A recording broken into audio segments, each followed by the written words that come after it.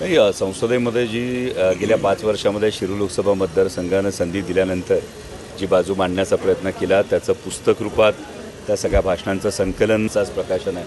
त्यामुळे ही खरोखर एक आनंदाची गोष्ट आहे की आपल्या मायबाप मतदारांनी ही संधी दिल्यानंतर जे काही संसदेमध्ये काम केलं ते खरं तर दृकश्राव्य रूपात लोकांसमोर येतच, पण ते पुस्तक रूपाने येते. नंतरच्या मुलाखतीत नक्कीच गौप्यस्फोट तुम्हाला अनेक ऐकायला मिळतील आणि पुस्तकामध्ये जे आत्तापर्यंत मांडलेलं आहे तेच पुस्तक रूपानं समोर येतं. एक गोष्ट मांडलेली आहे का तुम्ही काय आढावांना तिकीट देणार होता पक्ष सोडण्याच्या वेळी, त्याने काय खासदारकीच्या बाबतीतला होता तो देखील गौप्यस्फोट या पुस्तकात लिहिला असं सांगितलं. तो या नाही तो पुढच्या पुस्तकात असेल. काय पिंपरी चिंचवडचे काही नगरसेवक माजी प्रवेश करतायत पक्षामध्ये. तुम्हीही म्हटलं होतं काही आमदार येणार आहेत, तुम्ही त्यासाठी प्रयत्नशील आहे. कुठपर्यंत मोहीम आली? नाही, असं मी ऐकलं. माझी अजून त्यांच्याशी भेट झालेली नाही आहे.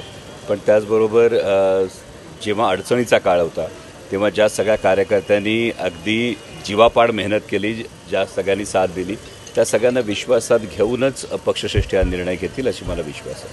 खरंच आमदारांना घेण्यासाठी तुमची इच्छा आहे का? कारण तुम्ही या आधी देखील आमदार जे गेलेले आमदार त्यांना परत न घेण्याचा निर्णय घेतला. कसं अडचणीच्या वेळी जे सोबत होते त्यांचं मत आणि त्यांची मेहनत ही दुर्लक्षून चालणार नाही असं माझं वैयक्तिक मत आहे. आता पक्षश्रेष्ठी जो त्याविषयी निर्णय घेतील तो आम्हाला सगळ्यांनाच मान्य असेल, परंतु संकटाच्या काळात ज्या सगळ्यांनी ही मेहनत केली आणि आज जर आपण निकाल पाहत असू तर 10 पैकी 8 खासदार हे राष्ट्रवादी काँग्रेस पक्ष शरदचंद्र पवार या पक्षाचे निवडून आलेत आणि त्यामुळे या सगळ्या मेहनत घेतलेल्या कार्यकर्त्यांच्या विचारांनीच पुढे निर्णय घेऊ. हां, येणारे का येत आहेत आणि त्यांची का गरज आहे या दोन्ही प्रश्नांचा सारासार विचार होऊन नंतर स्वागताचा निर्णय घेता येईल.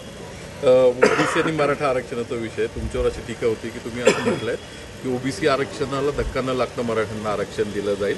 त्यावर आक्षेप घेतला जातो कारण जरांगे पाटील कुणबीमधनं आरक्षण मागतायत. ही त्यांची मागणी आहे, परंतु याचबरोबर समाज सगळ्याच घटकांचा बनलेला आणि या सगळ्या घटकांच्या आशा आकांक्षा ज्या आहेत याचा विचार होणं सुद्धा तितकंच गरजेचं आहे.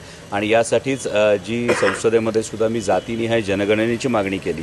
हीच सर्वांची मागणी आहे. जर जातनिहाय जनगणना झाली तर अनेक हे जे प्रश्न आहेत हे सुटण्याच्या दृष्टीने नक्कीच फायदा होईल असे आमच्या सगळ्यांचं म्हणणं आहे. जरांगींच्या मागणीला पाठिंबा आहे कुणबी सर्टिफिकेटसाठी किंवा कुणबीमधून मराठा समाजाला हे आरक्षण मिळालं पाहिजे. फक्त ते मिळत असताना इतर कोणत्याही समाजाच्या आरक्षणाला धक्का लागू नये ही सगळ्याच समाजांचं जे म्हणणं आहे ते कितपत जातनिहाय जनगणनेनंतर ते त्यात चित्र स्पष्ट होईल असं माझं म्हणणं आहे.